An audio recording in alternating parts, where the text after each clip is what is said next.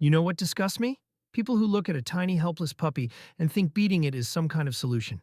That's exactly what happened here. Havanna Miller, 23 years old, was caught on video hitting her 3-month-old poodle 17 times with a leash while muzzling the puppy's mouth. And now she's in court, chewing gum and acting like it's not that bad. Her lawyer is no better, and even called it a flaccid leash. I'm not kidding. And we're supposed to feel sorry for her because people were mean online? Good. I'm glad people are calling her out for her abuse.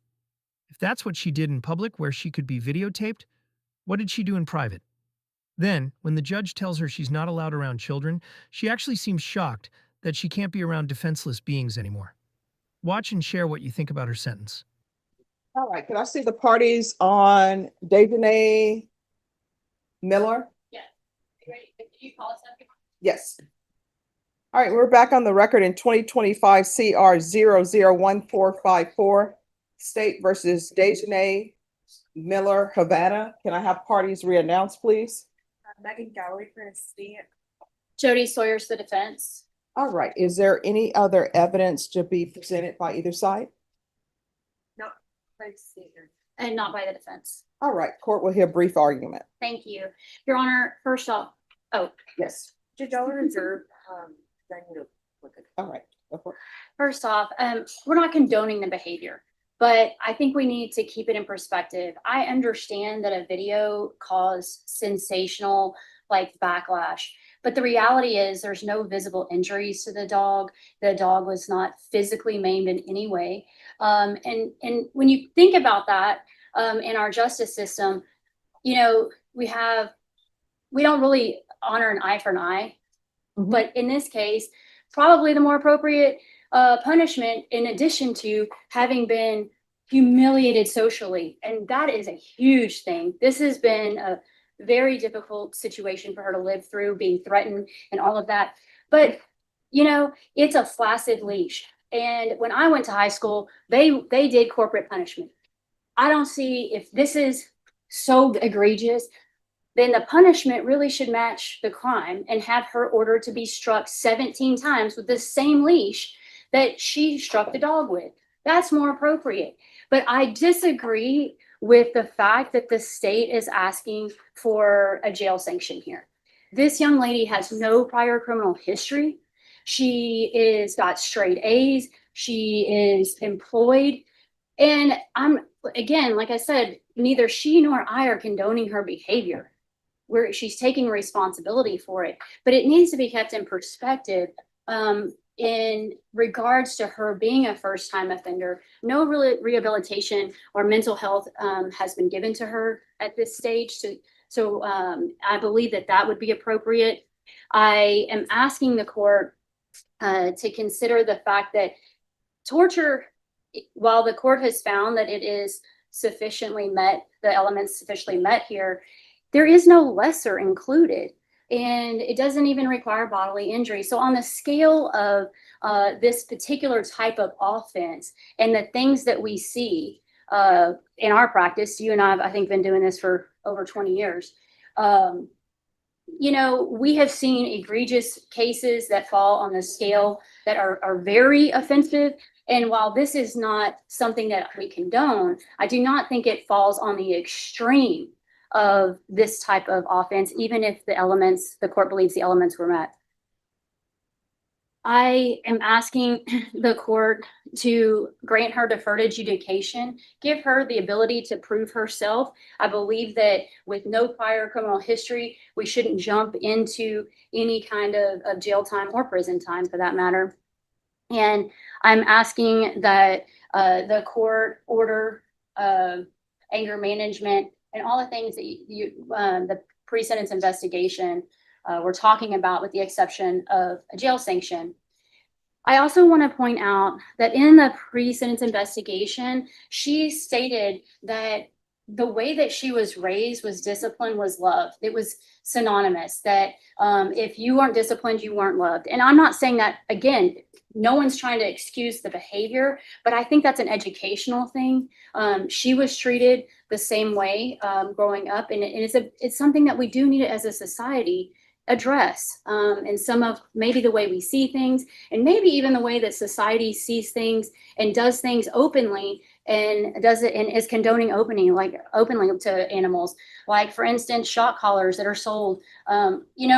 There's things that our society accepts, and while I'm not saying that what she did is acceptable, I just don't think it rises to the level of being as egregious as it may have appear on the video, based off of the actual result. And I believe this is a result-oriented crime. And so we're asking the court to give deferred adjudication. Okay. Thank you, Your Honor. All right, state. Your Honor, state is asking for community supervision with the 180-day jail sanction based on the fact this is an egregious act.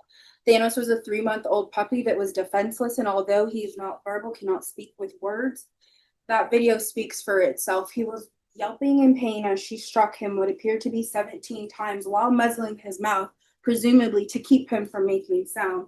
Miss Miller testified here today that it was cold outside and he initially was outside for leash training. When she came into the presence of officers, she told them he was outside because he had soiled in his kennel. She told you today in court that he was out there with blankets, but as you can see in the videos, that's not the case. She initially lied to officers during the welfare check. She said nothing was wrong and that others had dogs in the unit, knowing full well that she had just struck Thanos and that the officers were aware of the fact that she had done that because they saw the video prior to making contact with her. Her acts were callous. He was muzzled and she struck him. He got away and she continued to hit him. Defense would have the court believe that not all 17 blows were to Thanos, and she mentioned the pop-up kennel. However, in the video, you can see that pop-up temporary kennel wasn't moving as if she was hitting that kennel instead of the dog. She then agreed to sell the dog to Miss Rubio. First, the price was $300, then it went up and up again once she realized that it would be an inconvenience for her to not break even. And I would assert inconvenience would be a theme here today. Miss Miller states that she cannot do a jail sanction because it would be an inconvenience to work. It would be an inconvenience to her life, but that inconvenience should have been thought of prior to even getting a dog for ownership. She testified that unfortunately her father passed away in 2023, but this incident would occur a year and 6 months later approximately. Pet ownership is very important. Judge, we need to afford animals that cannot speak for themselves and all things that can't speak for themselves great protection. And so we would ask that you do community supervision, even in transport with Officer Park. She was making light of the situation, stating she would remember that song for the rest of her life. But I would urge this court to show Miss Miller that she shouldn't remember the song that was playing during transport, but rather she should remember the cries of Thanos while she was beating him 17 times. Because of this, Judge, we would ask that you consider the totality of the evidence presented to you and sentence her to community supervision for 10 years, as well as allowing no pets, anger management, the pause course, and 180 days of jail. All right. So this is what I'm going to tell you. When I have cases before me, I look at each case individually, right? Because somebody will come before me, and I've had people argue before me. Oh, there's somebody who had an aggravated assault with a deadly weapon where they shot somebody, they got probation, didn't get jail time. So I always try to remind people that each case is different. That's why I look at cases individually. I don't try to figure out, oh, this is what happened in this case, or this is what happened in this case. I just have to deal with the facts that are before me, right? And I understand everything that your attorney said. I understand that you don't have any criminal history. I'm going to give you a choice. Sometimes I can give people choices, sometimes I can't. But these are your only choices. And I'm going to give you a chance to discuss it with your attorney before you decide. All right. So here's your choice. One, I will either give you deferred adjudication, and I will give you deferred adjudication. I don't think 10 years deferred. I'll give you 8 years deferred adjudication, or with that deferred adjudication, you're going to do some jail time, or you will have a conviction and I won't give you any jail time, because sometimes, well, not sometimes, really all of the time, cases are about rehabilitation, but there's a form of punishment in it. So your only choices are I'll give you deferred adjudication, but you'll do some jail time as a condition. Or either you'll have a conviction and you won't have any jail time as a condition. I'll give you a chance to discuss that with your attorney. Thank you. All right, have you had a chance to speak with your attorney? And which do you prefer? She would take the probation, the conviction. All right. All right, so the court will find you guilty. The court will sentence you to 10 years in the prison, suspended and probated for 8 years. There's to be regular reporting by Zoom or in person. There's to be regular random UAs. Proof of employment within 30 days or full-time study within 30 days. There's to be no employment as a home health care provider or with minors. 150 hours of community service restitution. There's to be anger management. And I'm sorry, what is the class involving animals? Pause. All right, the pause class. There's to be no pet ownership. Now, what do I mean by no pet ownership? Not a pet, not a single pet, not even a goldfish. Do you understand? Yes. There's going to be field visits 1 time per month until further notice. The MRT.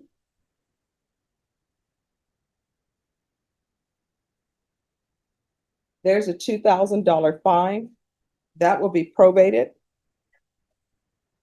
Probation. Is there anything else? That hurts. All right, is there anything else you need from the court to be successful on probation? I would like clarification on how do I prove my work in my school? Oh, probation will go over that with you. All right. Anything else? Or Anything, not this time. anything else from the state? All right, did you review the document entitled Trial Court Certification of Defendant's Rights to Appeal with your attorney? Did you understand it and sign it? Here, what's this? Yes. All right, this is a plea bargain agreement. You do have a limited right to appeal. That right to appeal is as it relates to any pretrial motions that were filed and ruled upon. Do you understand? Yes. All right. Because this is a felony conviction, you're not allowed to own or possess any weapons or ammunition. If you have a question over what that is, you'll need to speak to an attorney. Do you understand? Yes. All right, we can go off the record. Here's the thing. Animals are helpless, right?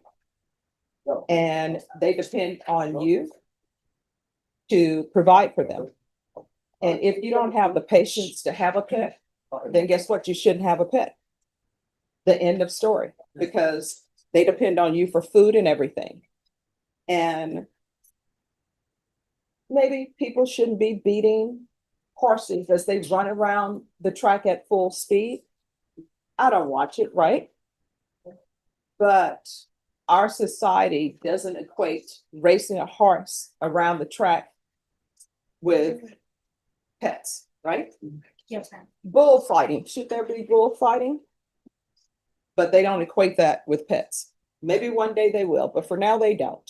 And so you're not allowed to have any pets.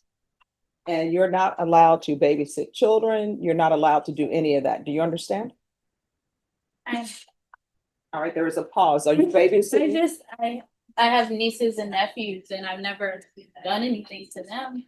No, you're not allowed to babysit. And let me just explain to you why I'm saying that. Because your patience with your pet, you lost it.